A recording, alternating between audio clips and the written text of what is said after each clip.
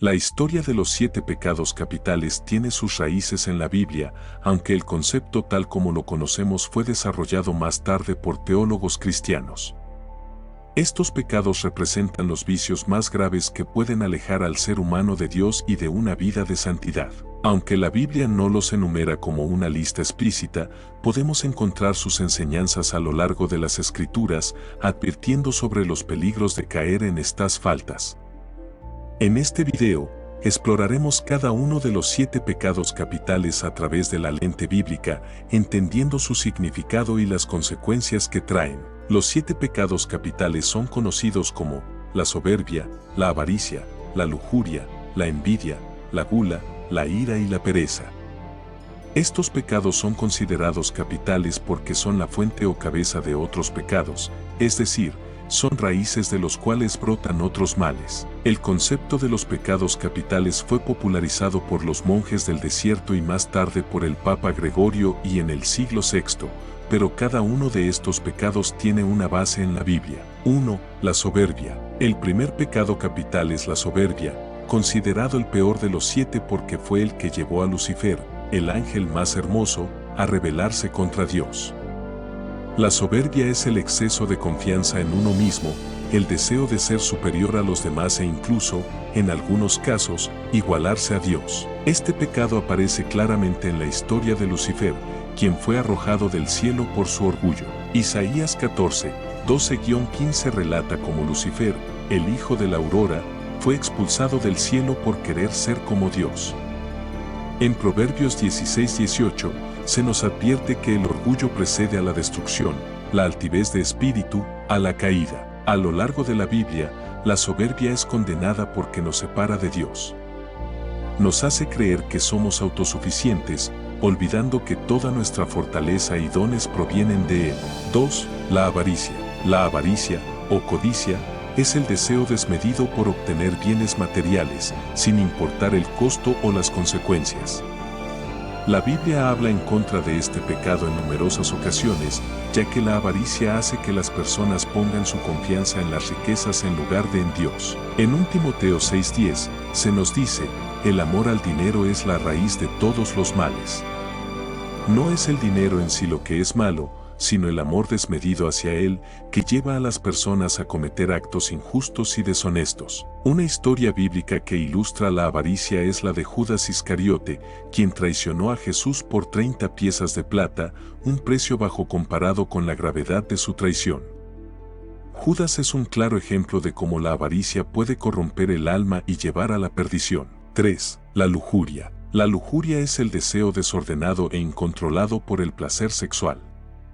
Aunque la sexualidad es un don de Dios, la lujuria distorsiona ese regalo, buscando el placer sin responsabilidad, sin amor y fuera del propósito que Dios le dio. En Mateo 5:28, Jesús dijo, todo el que mira a una mujer para codiciarla ya ha cometido adulterio con ella en su corazón. Esto nos recuerda que la lujuria no solo se manifiesta en actos físicos, sino también en nuestros pensamientos. Un claro ejemplo bíblico de lujuria se encuentra en la historia del rey David y Betsabé. David, al ver a Betsabé bañándose, permitió que su deseo lo dominara, llevándolo a cometer adulterio y posteriormente orquestar el asesinato de su esposo, Urías. Esta historia, en 2 Samuel 11, muestra cómo la lujuria no solo daña la relación con Dios, sino que también tiene graves consecuencias en la vida de otros. 4. La envidia. La envidia es el deseo de poseer lo que otra persona tiene, ya sea bienes materiales, éxito o incluso cualidades personales. Este pecado es destructivo porque no solo causa resentimiento hacia otros, sino que también impide que agradezcamos a Dios por lo que Él nos ha dado. En Proverbios 14:30 se dice, el corazón apacible es vida de la carne, pero la envidia es carcoma de los huesos. La envidia no solo afecta el alma, sino que puede incluso dañar nuestro bienestar físico y emocional. Una de las historias más emblemáticas de la envidia en la Biblia es la de Caín y Abel.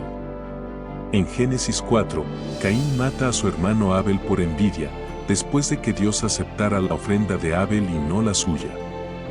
La envidia no solo destruye relaciones, sino que también lleva al pecado más grave de todos, la violencia y el asesinato. 5. La gula. La gula es el exceso en el comer y beber, y aunque en la cultura actual pueda parecer un pecado menor, en la Biblia tiene graves advertencias.